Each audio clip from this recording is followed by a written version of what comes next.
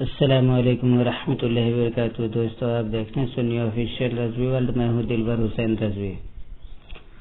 ابن تیمیہ مردود مطرود اپنی کتاب تلبیس الجہمیہ جلد 3 صفحہ 19 پر لکھتا ہے، جب یہ ثابت ہوا کہ اللہ عرش پر ہے اور عرش جہت میں ہے اور وہ اپنے عرش پر ہے، اور تحقیق کہ ہم نے منع کیا اس کتاب میں دوسری جگہ اللہ پر جہت کا اطلاق، لیکن درست ہے کہنا اس کا، اس لیے کہ احمد نے اس کو ثابت مانا ہے جو کہ صفت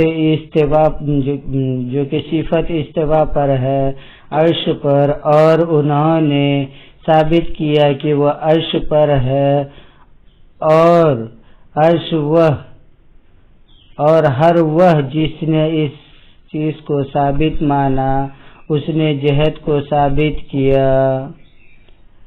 اور صفحہ 20 پر لکھتا ہے،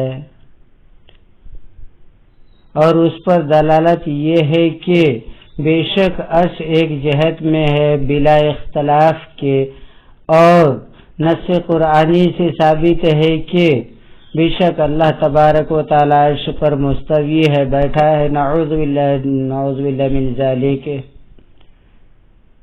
تو عقل اس بات کو چاہتی ہے کہ وہ یعنی اللہ تبارک و تعالی جہت میں ہو، نعوذ باللہ من شرورہ، اس لیے کہ ہر عقل مند مسلم و کافر جب اللہ کو پکارتا ہے تو اپنے ہاتھوں کو اٹھاتا ہے آسمان کی طرف، اور یہ کافی ہے اللہ تبارک و تعالی کے آسمان میں ہونے کی دلیل۔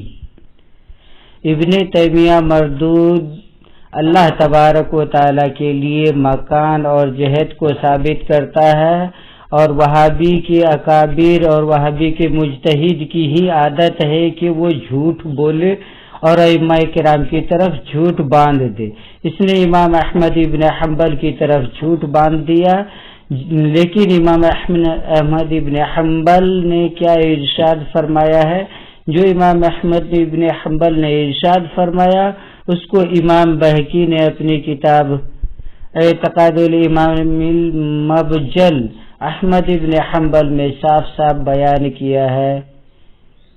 وہابی اہل حدیث اہل خبیث اپنے مجتہد ابن تیمیہ کی بات مانتے ہوئے اللہ تبارک و تعالی کے لیے جہت یعنی جگہ اور سمت فکس کر دیتا ہے، اور یہ سارے کے سارے عقائد شرکیہ کفریہ ہیں۔ اللہ تبارک و تعالی ہمیں وہابی کے شرک کفر اور اللہ تبارک و تعالی کے جہت میں ہونے والی بات کو ماننے سے محفوظ و مامون فرمائے۔ وما علینا الا البلاغ، استغفر اللہ ربی من کل ذنب ولا حول ولا قوة الا باللہ۔